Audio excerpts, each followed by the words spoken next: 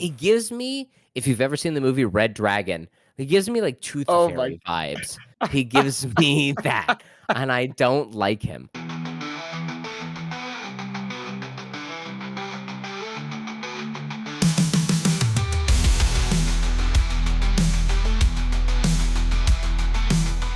All right, welcome to another episode of Two Fight Fans, where we talk about all things in combat sports. I'm one fight fan, Colin, I'm the other Stuart. and we've got a lot happening this weekend. It's Cinco de Mayo. We've got a UFC event. We've got 3 fucking boxing cards. It's Cinco de Mayo. I forgot. Well, on I'll tell Monday, you something. Yeah, So- but I'll tell you something, Colin. Cinco de Mayo is not really a thing in Canada. yeah, I you don't have even a know. whole shit country in between. That's why. Yeah, well, yeah, and they don't really. They seem to not be able to get this far north. Overall, so what we have is bad white people imitation of Mexican food up here. There you go. Yeah. Cinco de Mayo. God damn, I forgot about that. All right. Yeah, Thank that's you for why reminding this me. whole weekend is like that. Yeah. Well, I do know that that's typically when Canelo Alvarez has a fight.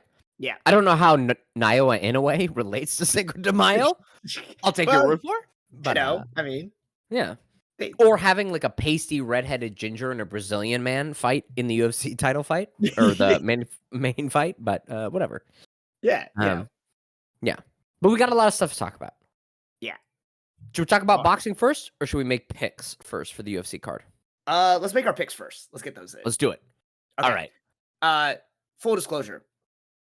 I am doing this purely on vibes, as people have taken to trending of like raw dogging life. I'm raw dogging these picks, man. I've done no research on any of these at all on this card. So I gotta stop us real quick. I know we gotta go fast, but people have been taking to raw dogging life. What does that mean? dude, you haven't heard that term, like raw dogging flights, where you just sit and stare and do nothing, and like no music, no movies, no drinks, no meals, no nothing. Oh, bro, I've been doing that since the year of our Lord 2006. Like, is that Then the you've been raw trend? dogging life. Yeah, look it up, man. No, but that's because of crippling flight anxiety, where if I feel like touch a button on the panel or turn anything on, I'll crash the plane. That's not me being David Goggins like Moto. That's me being man. terrified of everything. No, it's like a trend. Like people will do cross country flights where they won't read a book, they won't watch the in-flight entertainment, they won't take any drinks or any meals. They just sit there and watch like the fucking like map screen just travel. Yeah. across. Oh, yeah. No, I need to watch the map. Wait. Hold on. Is this like a trend of people who are like normal and don't have flight anxiety doing this, or is this Yes. just people realizing that people with flight anxiety do this? No. This is like a thing. Like, hey, I'm going to do this flight, and it's like 6 hours. I want to do this. All right, everyone, listen to me very carefully. As a man who suffers from crippling flight anxiety, in which Dude, I know I've known you like most of our lives, and we've traveled the world together. I had no idea that every time we got onto a flight together, you were like freaking the fuck out. well, let me tell you, Colin, you knew me when I was a young man. I had zero anxiety. We have a picture of us, our heads resting gently against each other, asleep. Yeah. Because I used to be so comfortable on a flight. But here's the thing. This is going to sound corny. I met my wife. I found something to truly live for and be afraid to not come home to. And I have been infinitely afraid of flying ever since. Wow. I had no idea. Oh, bro. Yeah, dude. That's like kind of sweet to hear, though, you know? It's think very horribly inconvenient about flying, but you know, Yeah. it is nice.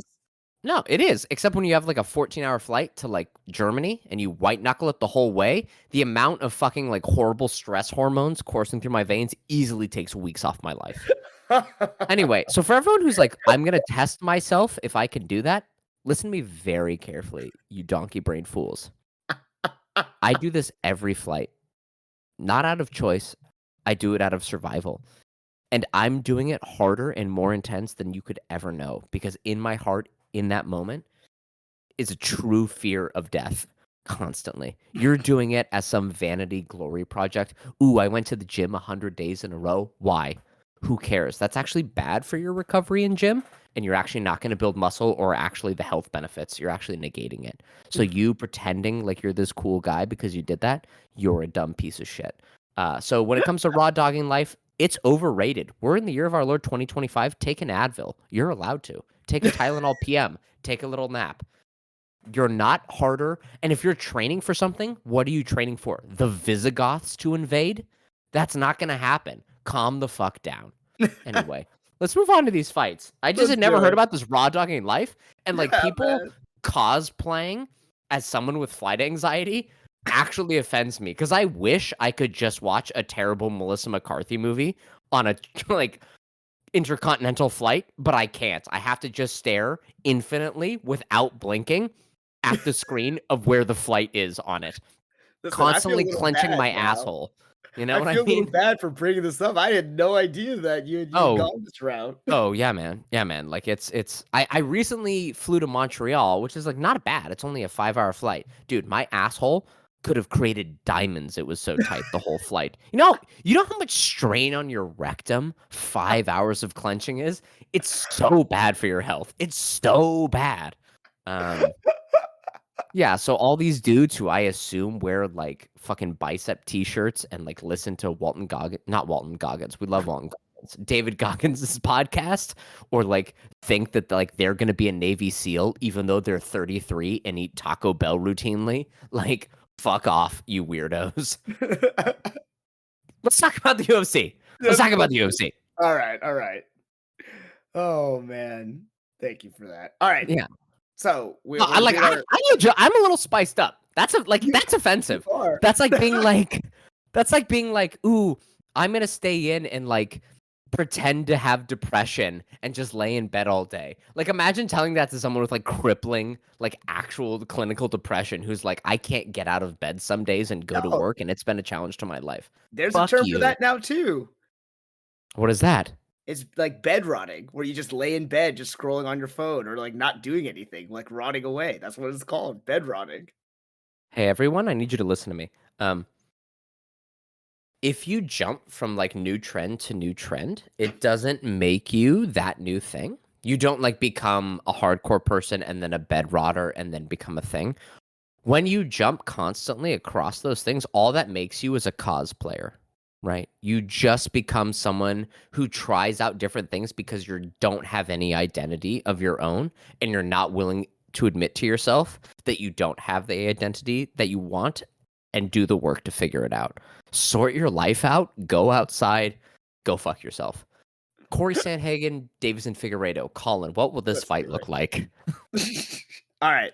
I have heard rumors that apparently Figgy does not look really good or being in shape for this fight. Like, Mmm. I know he had weight problems at flyweight. I think he's only missed weight once at flyweight. But he's had a lot of like he had to like majorly rehydrate like with an IV, and then he looked pretty bad in the last half of a fight. Bantamweight's been a little bit better, but yeah, he's also what? How old is Figgy now? Is he 36? 36. And how old is Corey Sandhagen? He's early 30s, right? Early 30s. I think 31, 2? 32. Yeah. Yeah. Okay. So yeah. Uh yeah, I liked Figgy when he was, younger and like crazy and dynamic and everything. I think he's slowed down a little bit.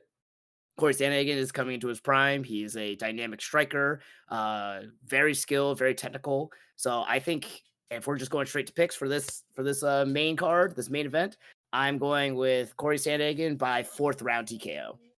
Ooh, fourth round TKO. Why do you think TKO rather than like fifth round decision?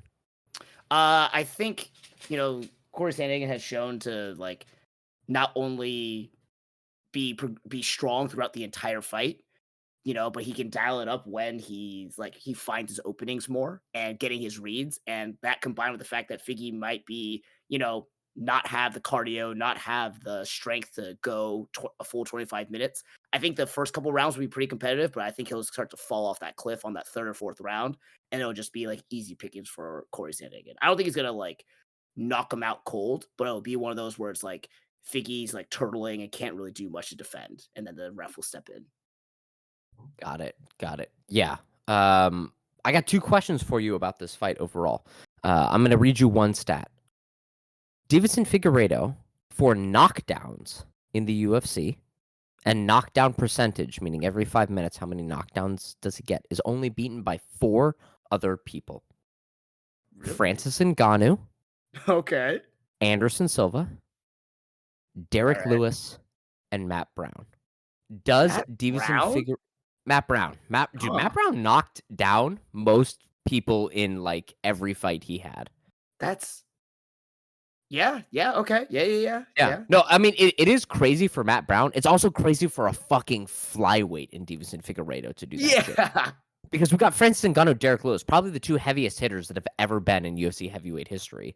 We've got Anderson Silva, a wizard who we've gone through just murking absolute donks constantly in his UFC run. And then, yeah, Matt Brown, great. And then Davison Figueiredo, a flyweight. Yeah. Davison Figueiredo notably knocked down Cheeto Vera, Iron Chin Cheeto Vera, knocked Mhm. down Iron Chin Piotr Jan. Does Davison Figueiredo rock and or drop Corey Sandhagen in this fight? Hmm. I think he'll get a clean shot in, and that will, like, stumble Corey Sandhagen, but I think Corey Sandhagen will be able to recover enough pretty quickly. It's not gonna be like a dangerous knockdown, you know what I mean? Mm-hmm. Yeah, that's yeah, it's crazy because Corey Sandhagen, despite the fact that he has no other athletic gifts, he does have like an unkillable chin. It Yeah, seems, but he gets yeah, yeah, he's but pretty durable with it. he's so durable and like he's slow. He doesn't hit very hard. He's not very explosive, but goddamn, that guy can eat fucking punches. The thing is, Chito Vera, Piotr Jan, these two dudes also have unbreakable chins. And Davison Figueiredo knocked them both down. He seems to. Like I said, he's in the top 5 most knockdowns and best knockdown percentage of anyone in the UFC. He's a fucking flyweight. Um, Yeah, that's wild. I had no yeah, idea that stat. yeah.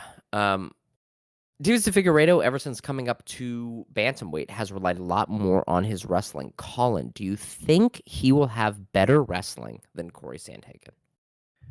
Uh, yes, but I Mm, also don't I like I think Corey Sandhagen's takedown defense will be strong enough to help negate it, mm, and I think Figgy will give up on that, like, fairly yeah, early because it'll be too physically taxing to basically work for this and not get the payoff of getting him down to the ground. So I got think it. he'll abandon it pretty quickly. That makes sense. Yeah. I actually think Corey Sandhagen's got better wrestling than Davison Figueiredo. Oh, okay, okay. Um, I saw him have phenomenal takedown defense against Umar Nurmagomedov, who got down Merab Dvalishvili. Um, I think like my quick take is Corey Sandhagen's output, his strikes per minute, is way higher than Davison Figueiredo's, and that's Yep. Davison's big like Achilles heel is he throws few punches, but he hits fucking hard, and he's got wrestling. I don't think he'll be able to match the pace of Corey Sandhagen, or really be able to land anything, or be Mhm. able to take him down. I think Corey Sandhagen is gonna work Davison Figueiredo like a summer job. He's gonna tune him like a guitar. He's gonna beat him like someone taking someone else's lunch money. I think Mm. this is gonna be 5-round Okay. shellacking. Corey Sandhagen unanimous decision, and I think at least one of those rounds will be a 10-8 for Corey Sandhagen. Oh, okay, okay. That's my little extra spicy bet on there. Nice. Alright, But a alright. great main event, right? Both coming off losses. Like both still kind of in that fringe top 5 contender spot. And this is really who's going to stay in that top 5 and possibly have another chance to fight for the title, and who like is kind of fully excluded from the title because like you said, both of them are in their 30s, so they're getting older. Neither one of them has like Marab's insane one athletic gift. Um so this is the make or break, I think, for both of them when it comes to title contention in the bantamweight division, and that's Mhm. very exciting. Yeah. Yeah. All right, Colin, we're not doing the Yeah. co-main unless it comes up as something else. So, which fight do you think will end in a finish? What will be the finish? Who will get the finish? What round will that finish be? Each one of those is a point. So, again, for everyone listening, let's say Colin picks Rainier DeRitter, Bo Nickel as a finish. Uh, but he picks Bo Nickel by knockout, and it ends up being Rainier DeRitter by submission. The fact that he chose it as a finish still grants him 1 point overall. Mm. So, Alright. Colin, Yeah. finish. Finish. I think, again, going on vibes, basically going on very, very little to look at. I am gonna go with uh Santiago Ponzinibbio by TKO. Mm, that's pretty good. That's pretty good.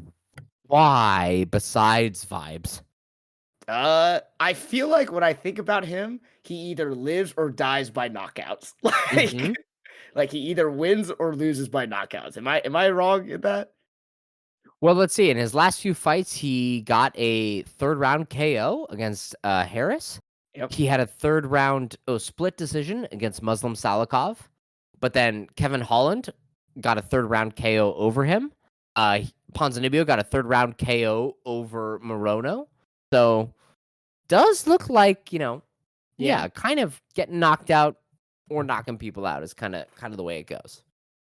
Well, then I will go again. Third round knockout. For Santiago Ponzinibbio. Yeah. Are you interested in this fight at all to actually watch it? I mean, not really. Like, Yeah.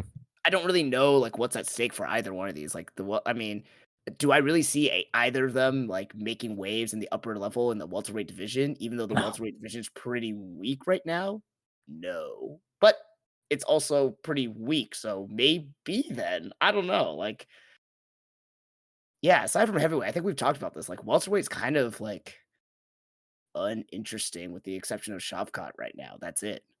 Well, I think it's more the style of the fighters. Like Sean Brady's pretty interesting. Shavkat's interesting. Ian Gary's interesting. Bilal Muhammad, Leon Edwards, like where they fall kind of is interesting. Jack Taylor Madeleine interesting.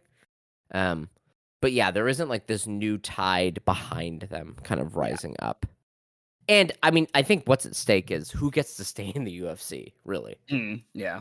Like, whoever loses this probably is going to get cut. Though I don't know. They brought back Jeremy Stevens at Yeah. lightweight. Like, so who fucking knows? Like, the UFC is really padding out their roster. But I could see Ponzi or Rodriguez getting cut after this fight overall. Yeah. Okay. I mean, that's a pretty good call. That's a pretty good call. This is a dumb pick, but I'm gonna do it. Hey, do it. Let's go. Rainier de Ritter Oh, by third round submission. okay. Okay. Here's the thing. Bo Nickel is not turning out to be the insane wrestling prodigy prospect. People were comparing him to like Chris Weidman when he came in. He's got, this amazing pedigree, better than Chris Weidman. He, on the Contender Series, he was knocking people out, but he had a really boring, terrible decision against Paul Craig, right? Yeah. He seems to need to be talked through submission grappling positions rather than just wrestling positions in a way that was not indicative of Chris Weidman. Chris Weidman was going out there and submitting black belts within 2 years of coming to the UFC. He picked up on submission grappling and the differences between what is the classic freestyle wrestling and then submission grappling quite quickly. Bo Nickel does have power in his hands and does have good like positional control as a wrestler, but not very good at like actual submission wrestling and like not very good at actually like I'll just fanboy over Chris Weidman. Chris Weidman learned striking and then figured out like I need to make people make mistakes when they strike against me. I need to make them walk into the strategic positions where I have the most advantage. And Bo Nickel is like, I hit hard and I can throw a left hook. I hope they set themselves up to be hit by my left hook. He doesn't set any of it up. Rainier de Ritter, on the other hand, has the striking technique without any of the athleticism of Dricus du Plessis, which means walk forward, chin high, throwing the jankiest strikes I've ever seen. Yeah. He has 0 takedown defense and 0 wrestling, but he's very good in the scramble, and he's very good at snatching up submissions. All of that is to say, this could very much look like the Paul Craig-Bo Nickel fight, which was atrocious, right? A terrible 10 feet away from each other throwing jabs because neither one of them wants to engage. Bo Nickel is terrified of getting submitted. Paul Craig is terrified of getting hit hard once. I think Rear de Ritter's got enough donkey brains and he's got enough of that Dutch man confidence because he's tall and angular and sexy looking that he's willing to just walk forward and throw the most janky 1-2, 1-2, 1-2 combination ever so that he'll crash into Bo Nickel, either eating a horrible hook and getting knocked out or more likely getting taken down, in which Bo Nickel doesn't seem to have a great understanding of submission defense, nor like how to set up his own submissions. And Rainier de Ritter just takes big chances constantly. Mhm. Bo Nickel is a minus 325 favorite. So Yeah. like probably what might happen is Bo Nickel just like sits on top of him and doesn't advance the position and it becomes a really boring lay and pray. I'm just banking on the fact that Rainier de Ritter is such a goofy wild man and Bo Nickel is still so experienced and doesn't seem to have the aptitude for submission wrestling that Rainier de Ritter will just catch him in some basic ass submission Yeah. overall. So I'm I'm picking Rainier de Ritter submission. What did I say? Second round? third round. Third round. I'll say Yeah. I'll stay with that third round. Yeah. Okay. No, I'm glad you said that because actually Renee DeRitter was going to be my underdog pick. Ooh, all So yeah, right. I would Yeah, say, tell me more. Tell me more. but I mean, kind of the same way. I thought I thought it was going to be a pretty jank fight, kind of like the last one we saw with Bo Nickel and Paul Craig.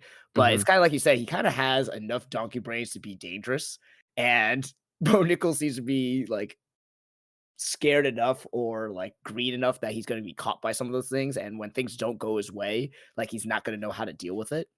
And yeah, I think Rene DeRitter is just going to like win by decision though. Could be. Yeah. Yeah. Like, here's my thing. This fight could either be I don't think there's a middle ground between this. This could either be the most janky slobber knocker, like goofy ass bar fight, like two Yeah. drunks just going at it, or this is the most boring fight on the card by a country mile. Mhm. Right? It's Rainier de Ritter never getting close to Bo Nickel and Bo Nickel never getting close to Rainier de Ritter, and they both throw terrible jabs at each other 5 feet away from where it would actually land, and that'll be it. It'll be like the Mhm. Paul Craig fight. Yeah. I'm holding out. Have you ever met someone from the Netherlands, by the way? Yeah. I was at a wedding recently, and there was a man from the Netherlands. And that motherfucker was 6'7", and he was just like, "Oh yeah, like I'm not even the tallest person in my family." And you and I know, being short kings, which we should just refer to ourselves as munchkins or the Lollipop Guild. A 6'7" man looks like he could pick me up and swing me around or put me in a baby Bjorn. Like they look like a different species. Yeah. And so I'm hoping that the powerful Dutch bloodline running through Rainier de Ritter's veins is enough to convince him that he just needs to walk forward on a weird ginger, like buck-eared guy named Bo and just throw down. Just throw ones, twos, and throw up a submission. You'll get it. You'll get it, Rainier. Believe in something. Yeah. Are you pulling for anyone specifically in this fight? Because you know what? I found out in my heart, looking at this fight, I hate Bo Nickel, and I hope he loses. I Yeah. was surprised to find how much like true mustard gas acidic shit I had for Bo Nickel. Well, I didn't hate. I just disliked him. But tell me why. Why is the hate strong with you right now? He's just got bad vibes, bro. He's got bad vibes. See, vibe pick. See, there you go. Yeah. Well, like, okay, so the Bo Nickel or the Paul Craig fight, he was like, actually, I'm proud of what I did because, like, I showed that I could jab Paul Craig, which, like, I could jab Paul Craig. Me, I could jab Paul Craig. And then when he had that terrible, like, fight against Cody Brundage where he submitted him, and it was like, wow, if a donk comes at you and throws punches, you panic and you're not very good at setting up submissions. They Yeah. were like, what did you think about that submission? And then in his post-fight speech, he was like, the submission was cool, but you know what's cooler? Being a good father. And then like waited for like the crowd to applaud that. And I was like, man, you practiced that in front of a mirror. Like this is just all bad vibes. Like if we find out that his couch is upholstered with human skin, I won't be surprised.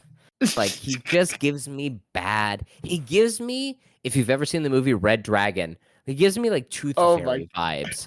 He gives me that, and I don't like him. And I don't really like Ranier de Ritter either, but like I like him way more than Bo Nichols. So that's a good underdog pick. That's a good underdog pick. All right. Yeah. Let's jump to my underdog pick. And it's on the prelims, and it's a fight. Boy, howdy. I hate to rely on a fight in this division You're to do doing it. it. The heavyweight, aren't you? Oh, no. It's not even heavyweight. It's a division even less than heavyweight. It's Yana Santos versus Misha Tate. Yana Santos plus 120 favorite. It's not a big favorite. Yana Santos, not very good. But Misha Tate, old as hell. And when you're fighting Misha Tate, there's only one thing you have to think about. Am I going to get taken down? I feel like somebody in Yana Santos' life, her mother, her grandmother, her great aunt, had to have told her, you should probably do some takedown defense during this camp. That's all you really need to worry about. Like, you're a better striker. You can beat Misha Tate. Just don't get taken down. Now, it's women's bantamweight. So totally, her entire camp and entire support structure, and even her best friends and that catty bitch on Instagram that she talks to, they might not tell her that she needs to work on her takedown defense. But I'm telling her right now, you need to just drill a couple of like how to get an underhook. You need to drill your sprawl in the 2 days remaining before this fucking fight. Like, Misha Tate's just too old. She's just too old, and her skill set is just too limited. And since Colin took the good one for me to pick, I have to take this one. All right. Yeah. Though I will say, Mason Jones, Jeremy Stevens a plus 425 favorite. Mason Jones minus 575 is one of those things where, like, Mason Jones, I know, hates wrestling. But if you're fighting Jeremy Stevens, you have to know the easiest cheat code to win is to wrestle. The question is, does the Welshman actually know that, like, he should just wrestle? Or is he going to go, no, I think I can outslug Jeremy Stevens, which a lot of people seem to think they can do. Yeah. But I'm going to go with Yana Santos by decision. All right. Against Misha Tate for my underdog pick. All right, great. All right, well, why don't you... Oh, go ahead. Oh, go ahead. Oh, no. I was just going to move to the next one, but what were you going to say? Oh, no, I was going to move to the next one as well. So, as our transitions are terrible, why don't you take it? All right, well, I picked first for these two, so why don't you let me know? You go. Okay, go for decision. Which one do I think is most likely to go to a decision? You know it's got to be Jillian Robertson versus Marina Rodriguez. It's a women's strawweight fight. I probably should have saved this for women's bantamweight, but I could have no good conscience select Marina Rodriguez as my underdog pick. So it's women's strawweight. You know how it goes. It's probably going to go to a decision. Fuck. Wait. Can I change it? Can I change my pick? Yeah. You haven't locked it in yet. Great. I haven't locked it in. I'm going to move one weight class above Juliana Miller, Ivana Petrovic. Flyweight's more likely to go to a decision. Yep. Juliana Miller, Ivana Petrovic. I know nothing about either one of them, but statistically, it's a women's flyweight fight. It's going to go to a decision, everybody. That's my pick. All right. Do you have anyone who's going to win that one? Oh, fuck no. I don't know either. Well, I'll pick the betting favorite, the minus 230, Ivana Petrovic. I'll pick her. Okay. Why will I pick her? Let's look.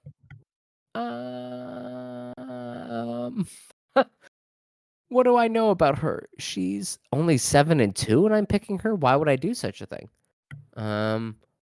She's younger. That's it. She's younger. The end. All right. That's all I got. That's all I got. Yeah. All right. What about you? Oh man, I'm gonna pick the heavyweight fight. You're crazy. You're picking heavyweight to go to a decision? Yeah, I think it's gonna be. I think they're both dogs, and they both are really shitty, like based on like just their stats here. So yeah, I think it's gonna be really sloppy. It's just gonna be really bad. Okay, well here's some data to back that up. Dontel Mays, of his last 4 fights, 3 went to a decision. Yep. So that's good. What about this Peterson fellow? Of his last 3 fights, 2 went to a decision. Hey, there you go. So you know what? He went to a decision against Kamaru Usman's older brother too. Though he did get finished by Shamil Gaziev.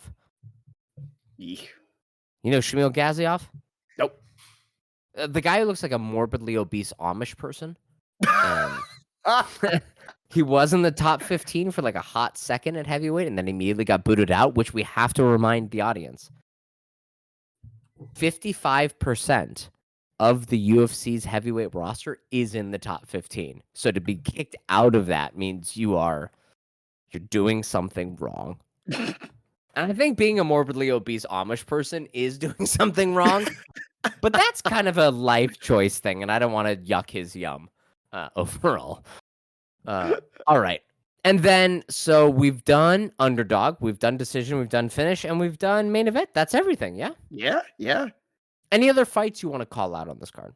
Dude, I think we already talked about it. Like, I don't know half of these fucking fights. Like, what the hell? Okay. Well, And I some will of them, say, like, I don't care about, you know? yeah, the one that most likely, besides the main event, that will be the best fight is Montel Jackson versus Daniel Marcos, a bantamweight fight.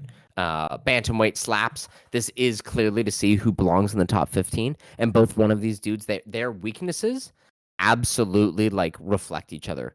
Montel Jackson never takes risks and likes to be defensively sound.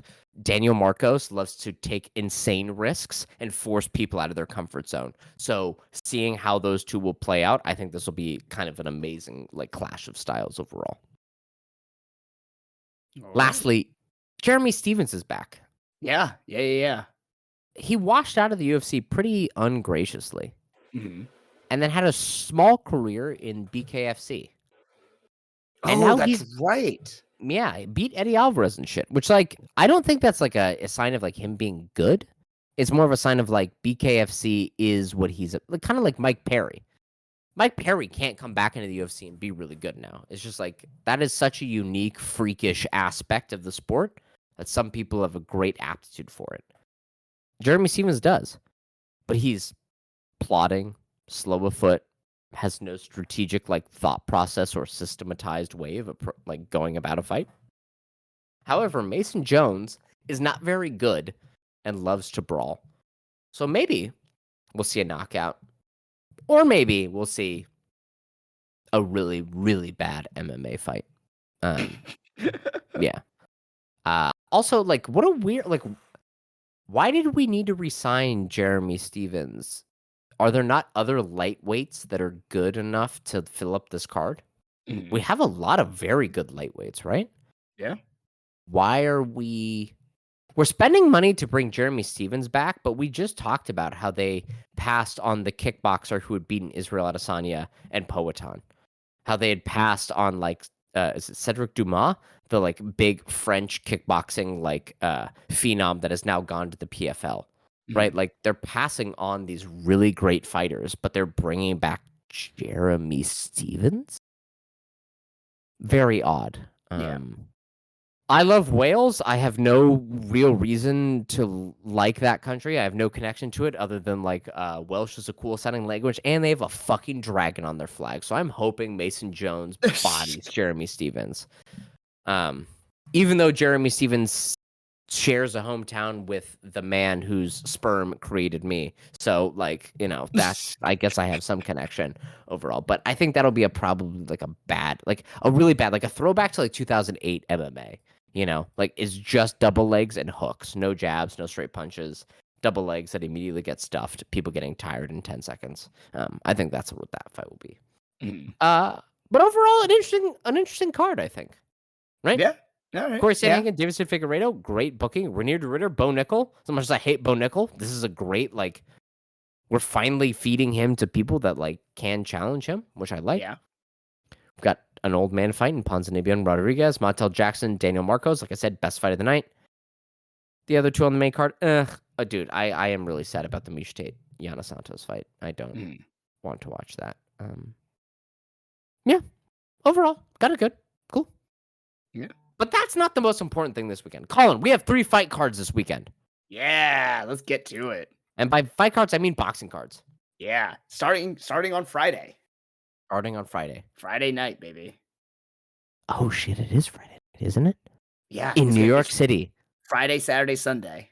Goddamn. And the Friday one is an absolute banger. Yeah, holy shit. When we talked offline after we finished our last episode about this, and we didn't realize who was actually on this fucking card. So Yeah. why don't you lay it out for us? Who's actually fighting? We said Ryan Garcia is fighting, which also Yes. I can't believe it's already been a year since his suspension that he's like he's able to fight again. But Right. whatever. Yeah. Well, let's before we even talk about who's fighting, let's talk about what this fight card is.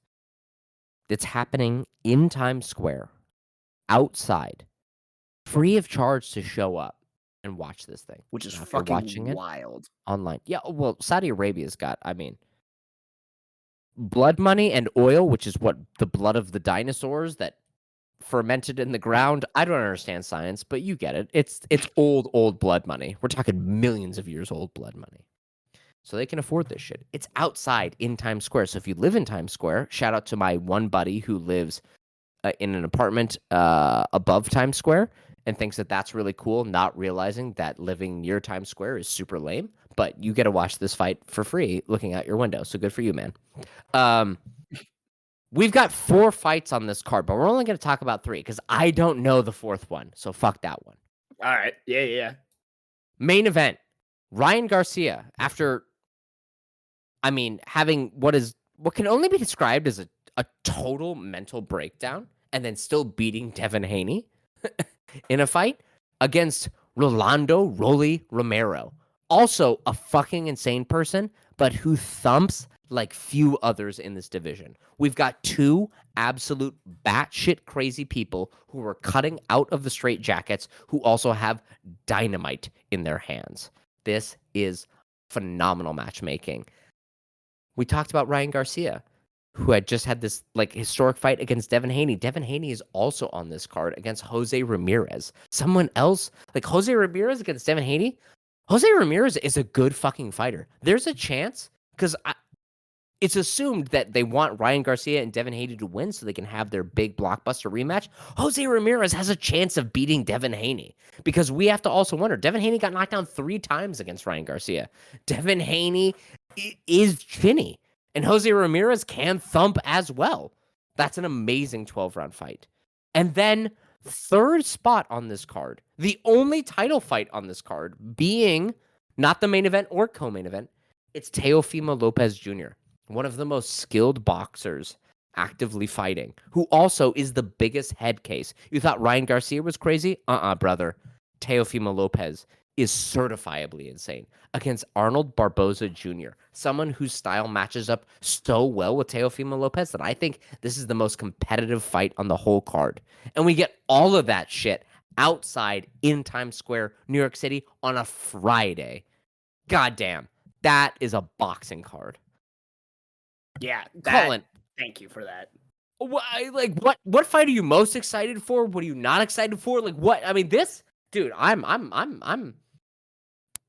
full mast here. This is great. I love this shit. Yeah, no, I think I am more excited to see what is going to happen after this fight, because I also I didn't know what's happened where it was. It's outside in Times Square. I am imagining after Ryan Garcia, if he wins his fight, both Teofimo Lopez and Devin Haney will show up in the ring and something will happen. Like just something wild is gonna happen at the end of this fight, and I don't Oh know. yeah. And like What is I love it. security gonna be like? Open Yeah, air in Times Square, man. yeah, I have no idea. And like we were talking a lot about Ryan Garcia when he fought Devin Haney, and it was like I was like, what is going on? Like what is happening? You were actually like kind of sympathetic to him. Like I think something's like legitimately like off with him right now. Yeah. But like I've heard nothing from him pretty much after like the 4 months after that fight. He was still kind Mhm. of like doing some random weird things and just kind of like went radio silent. And now Mhm. he's suddenly fighting again. So I'm kind of curious as to like what version of Ryan Garcia is coming out. Like, Well, is it it the sounds crazed one? Or is it like yeah. a more disciplined kind of like, all right, like I'm back to boxing, not I'm back to being like whatever the fuck I was. Yeah. I mean, like, let's say 2 things. One, it does sound like he's kind of cleaned up and that he was going through a mental episode aggravated by heavy use of alcohol and possibly other substances, which we know. If you're going through a mental health episode, including depressants and or stimulants, probably not a great thing. That does not excuse his frequent use of the N-word or calling for the death of transgender people, like truly heinous, grotesque shit. But that could also be lobbied at Teofimo Lopez, truly saying some heinous, racist, bigoted shit overall. Ryan Garcia does seem to have cleaned up, or at least made movements toward cleaning up, partying less, doing less drugs, seeking actual professional help overall. Um, the question is, and this is so weird to say, to use a comparison, apparently John Jones used to love a little bit of that, those powdered donuts, that booger sugar. You know what I'm saying? Like, he used to love that shit and never train and be out partying hard. And one of the first fight camps he ever didn't do that was against Ovince St. Preux, which, if anyone remembers, the fight between John Jones and Ovince St. Preux was an absolute stinker, and John Jones looked terrible. There are some fighters whose psychological makeup happens to mean that having a chaotic, terrible life actually improves their performance overall. Is that the case for Ryan Garcia? Is that the case for 99.9999999% of people? No. And I don't know if that's the case for Ryan Garcia, but he's at least moving towards cleaning himself up. At least he's toned back the horrible, racist, bigoted language. Seems like he's toned back getting, like, I mean, he was getting caught in the club by other people on their Instagram live reels, right? Like, and now he's not. So it does seem like he's toning it back and taking it a little bit more seriously. So I hope he's getting the help he needs. But also, will that be a detriment? I don't know. Because you would say instinctively, well, that will only be better. But also, I thought he was going to get destroyed by Devin Haney. And he came out there and beat the brakes off him. So I'm like, holy shit, maybe being a wild man, maybe being drunk on wine like Genghis Khan apparently was before every battle he went into is the right move. I don't know. Yeah. He also, didn't he not make weight that day too? Yes. Yeah. He didn't make weight. So hopefully he'll make weight. But I like Rolly Romero. So if Ryan sorry? We should be able to know. For those who don't know, we're recording this a day before on Thursday night. They should have weighed in by now already. Oh, yeah, shit. So, yeah, let's see. Okay. Ryan Garcia weighed in at 146.8, and Rolly Romero weighed in at 146.6. So, yeah, I guess they both made weight. Yep, they made the 147 limit. Perfect. It's happening, man. Yeah. It's good shit. So, yeah, I mean, this is should be fireworks. Yeah. Let's move on to the Devin Haney Jose Ramirez fight. Any thoughts on this? I don't know anything about Jose Ramirez, so. He can hit hard. He was an extremely accomplished amateur boxer. He's just older in his career. And being older in his career, he's a little foot slow.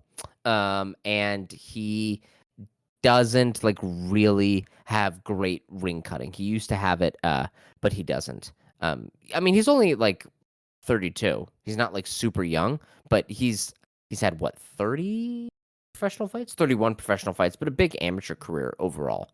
And when he gets at kind of the higher levels of this division, he's struggled. I think it's just a matter of Devin Haney is too slick and too fleet of foot to really lose to Jose Ramirez, but Jose Ramirez can hit very hard. And what we saw when Devin Haney fought Ryan Garcia is you can get to Devin Haney's chin. How much of that is dependent on your hand speed and your foot speed is to be seen. But if Jose Ramirez lands a clean flush hook on your chin, you're probably going to go down, especially if you're Devin Haney. Devin Haney is supremely more skilled than Jose Ramirez and more has better footwork. So can Jose Ramirez track him down to land that big punch is kind of the question. I don't think so. I think this is kind of an easy Devin Haney win, but I wouldn't be surprised if Devin Haney,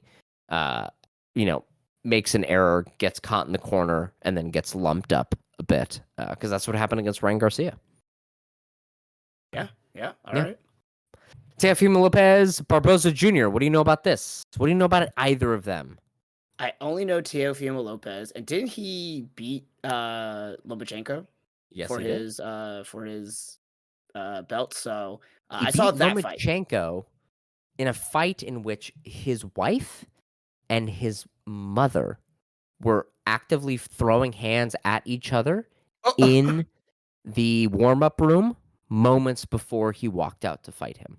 his mom, Teofimo Lopez's Yeah. mom, did that. Teofimo Lopez's mom, and now it's either his mom or it's his like brother's wife and his own wife. But there was women closely related to him and part of his family dynamic throwing hands at one another seconds before he had to walk out and fight Lomachenko. Like that's the kind of That's chaos this guy lives in.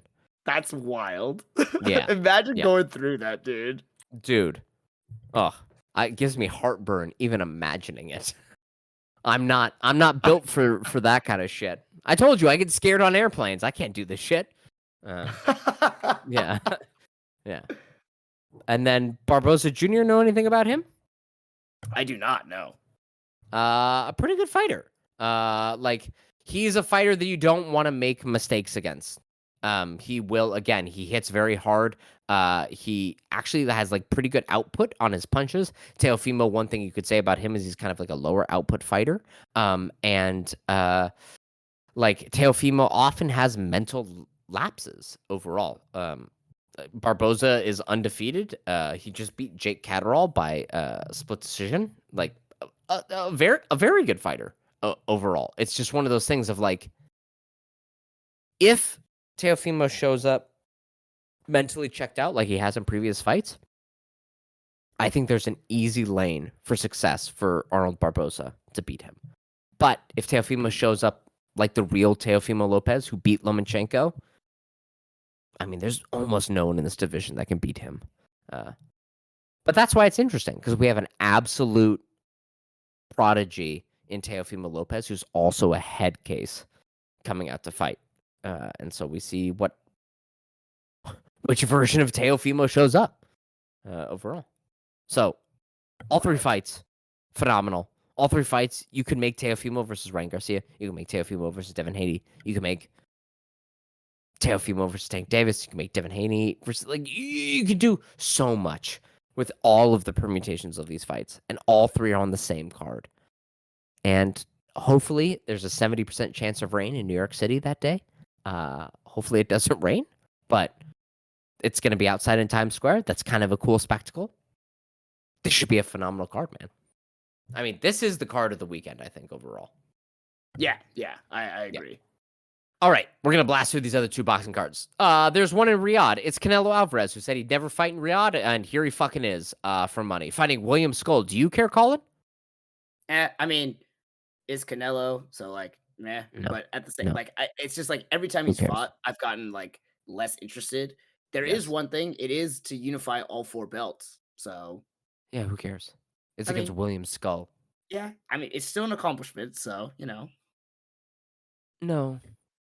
no, no. Who cares? It's William Skull. Like, if Skull beats him, it'll be a massive upset, and we'll be talking about it throughout the rest of boxing history. But, like, what Canelo Alvarez, even at his diminished state from where he was at his peak just a few years ago, should easily be able to walk all over William Skull. Like, there's no reason he should have any issue with this fight. So who cares? Fight Benavidez, you coward. Badu Jack is on this card. We love Badu Jack, but I'm not going to watch that fight. Jaime Munguia is on this card. We'd like Jaime Munguia. Not going to watch that fight. Colin, the one fight I do want to call your attention to, the one fight I will be watching on this card, yeah. Martin Bakole.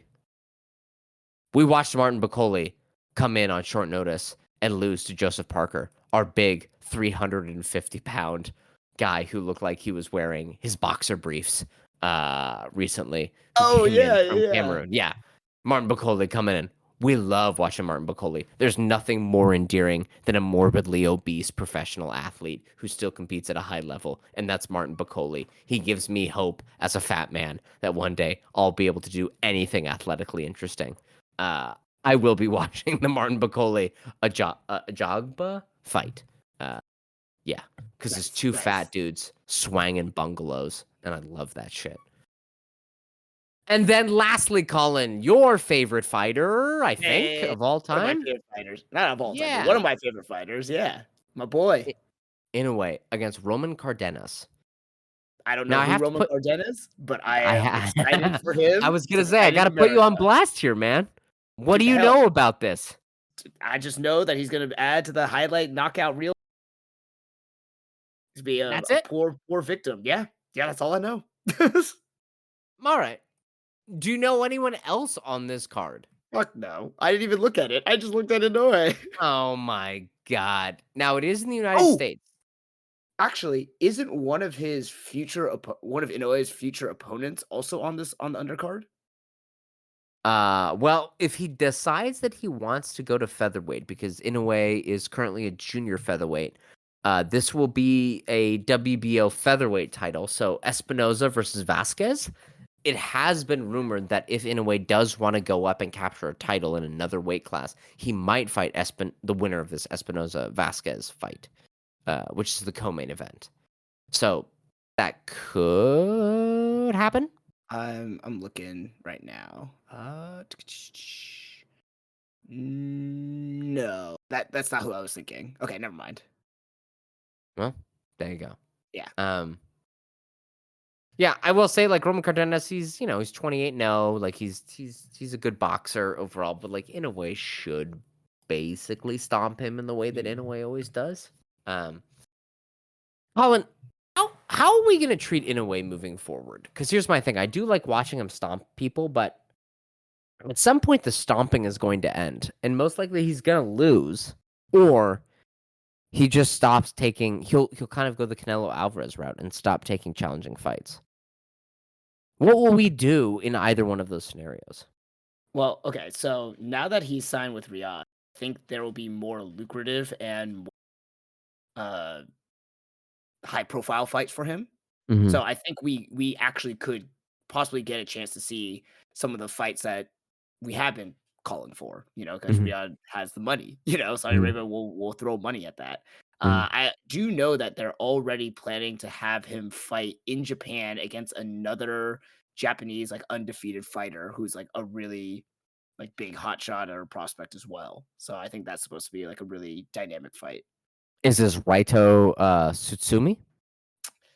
I don't remember the exact name. I looked it up like when I saw him first sign with Riyadh, and they Okay, had like 3 planned fights for this year. okay. So, yeah.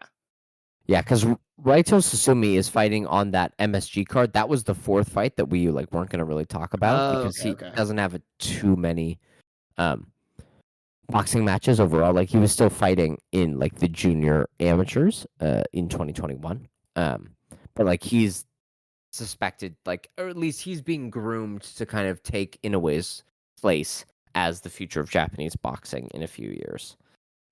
So I don't know if they'd feed him directly to Inoue unless Inoue looks like he's dropped off against Yeah. Cardenas. Yeah. But there you go. Look at all Yeah. that. We've got those 3 great fights. Garcia, Rolly Romero, Haney versus Ramirez, and Teofimo Lopez against Barboza Jr. Absolute. I mean, that banger after banger after banger. Then, look, am I going to watch the Canelo Alvarez fight? No. But, like, your mileage may vary. But Martin Bacoli is fighting on there, and I will watch fat guys try to be professional boxers. That's cool to me. And then we'll dip our toe in Collins Lake, which is tiny, tiny Japanese man murdering other men of equal size with power that truly defies the laws of physics and our understanding of the universe. And then there's UFC fights as well. If you're real shit eating wild men and you really want to watch that shit, um, yeah. Anything else, Colin? Any other topics in the MMA world? Anything else in boxing you want to talk about, or are we done? No, I mean, that is gonna be a very exciting weekend. I had one small thing time, so don't it's nothing important, it's nothing real, Well, no. so Let's go. Let's go. We'll go real fast. Let's do okay, it. okay, okay, so have you seen this thing going around the internet lately? If there were 100 men, if you could handpick 100 men, could you take on a silverback gorilla? And Yeah. I'm like, "Fuck no. That is not possible." But there've been bunch of videos, people of, like, professional athletes saying, "Oh, if I had this MMA fighter, we could definitely do it. If I had Khabib, if I had John Jones, we could do it." And then and also a bunch of MMA fighters, I don't know if they're just being fucking trolly or what, they're like, "Yeah, of course we could do that. Yeah, it's just a gorilla." And I'm like, "You motherfuckers are stupid as hell. Like, there's no way I don't care if you take every champion at their prime. There's no way we're going out and taking on a gorilla. So are you asking me why? What is take on a gorilla? Like kill a gorilla or like Kill a gorilla. subdue one Kill a gorilla. No with no weapons. weapons? Just your hands. 100 men. 100 men. I mean, all right. Let's talk a little bit about the gross animal cruelty I've experienced in my life. Um, there is a specific spot. I won't say where because I don't want to narc on these people. In the great state of California, in which you can watch Portuguese bullfighting. Part of Portuguese bullfighting is an act known as like the forcados, which is a group of men, usually 7, who, without any weapons, no knives, no swords, which is like classic bullfighting or spears, tackle a full-grown bull with huge horns to the ground and grab onto its tail so that it can't run away from them. Okay. A full-grown bull is fucking huge, Colin. So is a full-grown silverback. I know, but I'm telling you, I've watched multiple groups of 7 men only tackle a bull to the ground. 7 men. Mm-hmm. Now, am I saying that with 100 men, the first 7 to 20 would not be immediately ripped limb from limb by this gorilla? No, they probably would die. Immediate, fast, violent deaths. Yep. But let's assume each one of these men is 180 pounds. Okay. You're telling me 18,000 pounds of man laying on top of a gorilla couldn't just kind of like subdue it down, and then all they would need to do is kind of rabbit punch it for a little bit until it died? I'm not saying we would all get out unharmed. Unscathed. Yeah, like definitely motherfuckers would die while doing this. But I've like a full grown bull, which is like 1,500 pounds. A gorilla only weighs what, 400? It is immensely strong, but a pissed off 1,500-pound bull, I've watched 7 men tackle it to the ground, in real life multiple times. Right, like that happened. Right, the first 4 dudes that get close to the gorilla, one's going in the mouth, one is getting his arm ripped off, the other one's getting his other arm ripped off, but then you get 2 or 3 guys to grab the arms and weigh it down. The gorilla can't move its arms. The other 2 men grab its back legs. The gorilla can't move its back 2 legs. I still got 80 motherfuckers that can just like punch and kick the gorilla during that time. Right? Now, would any man have the balls to do that after watching 7 of his friends get eviscerated by a silverback? That's the question that we have to ask. Like, who's got the cojones to follow through on this? Yeah. Not me. No.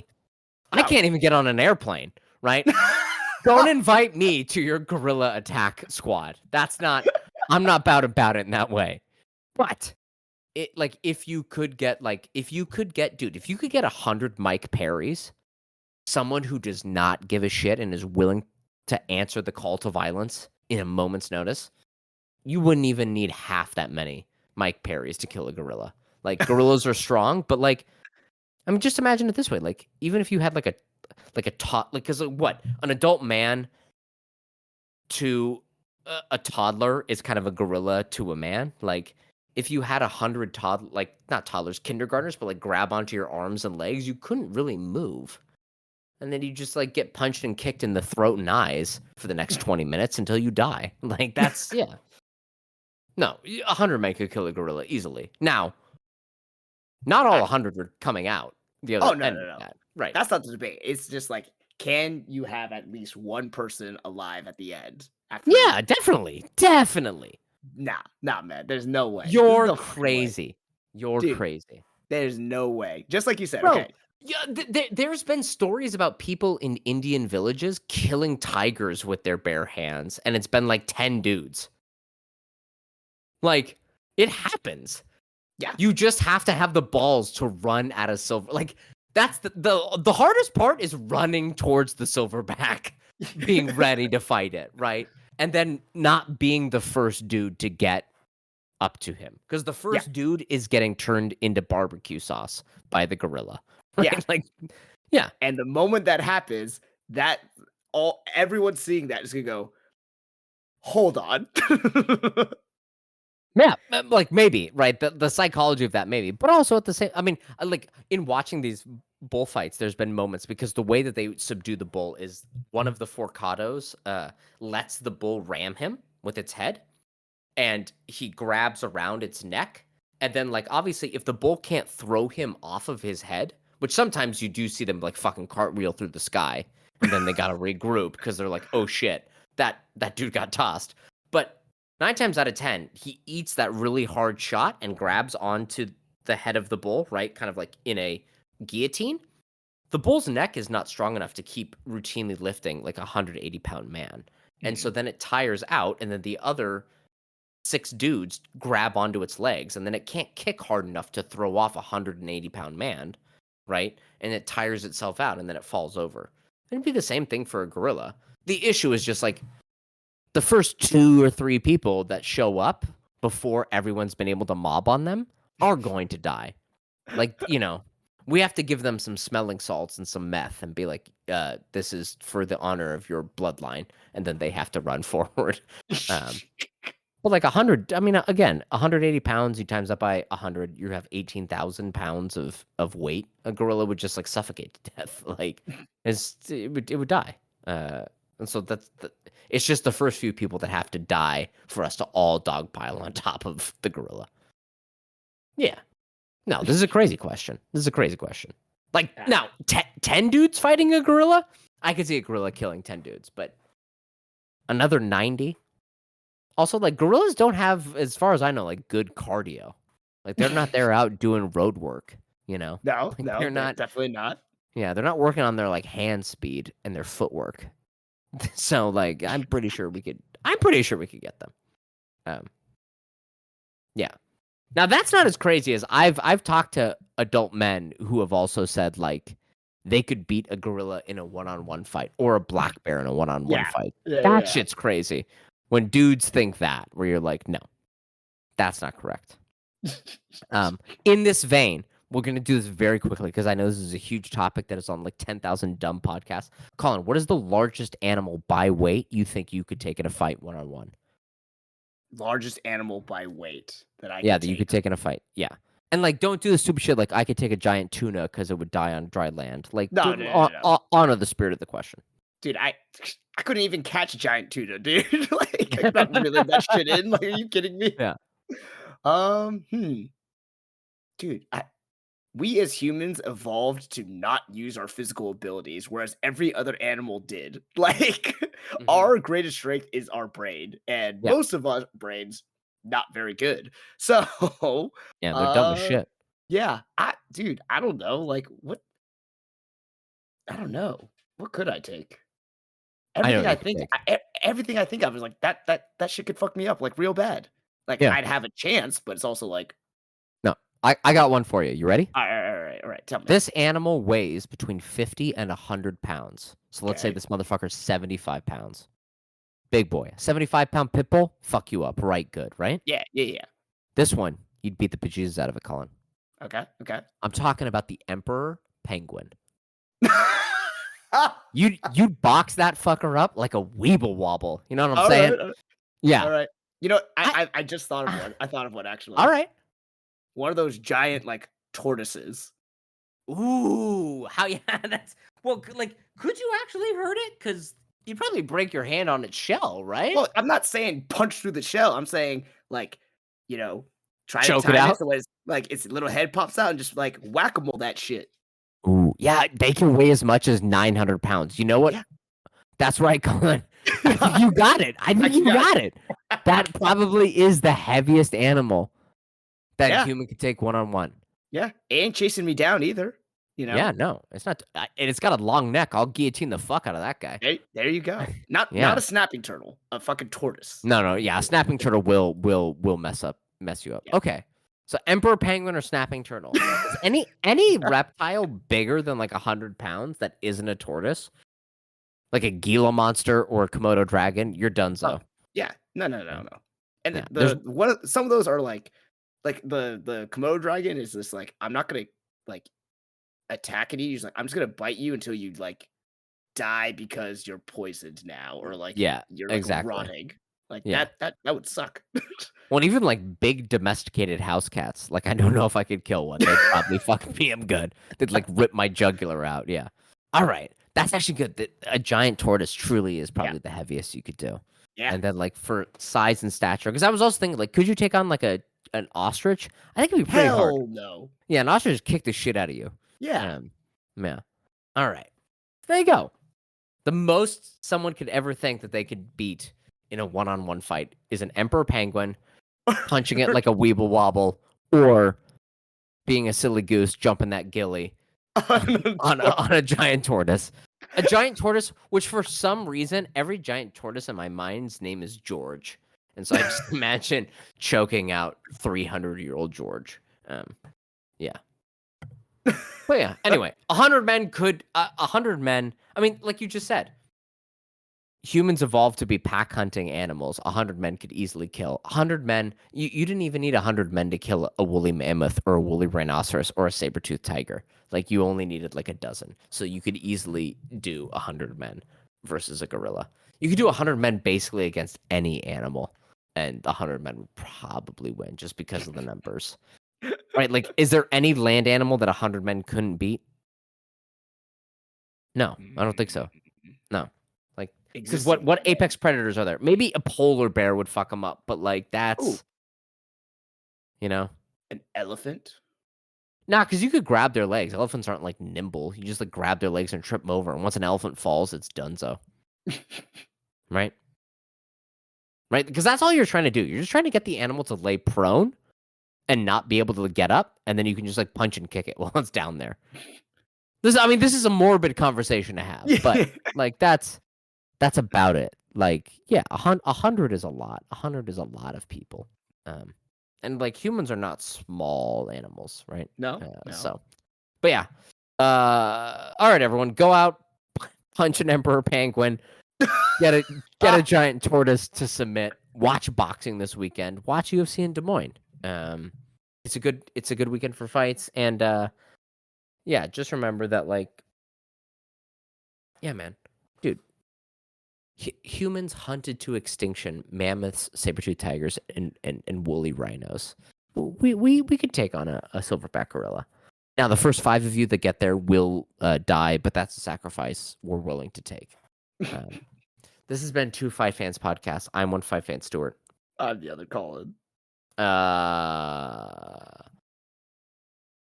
Yep. Bye.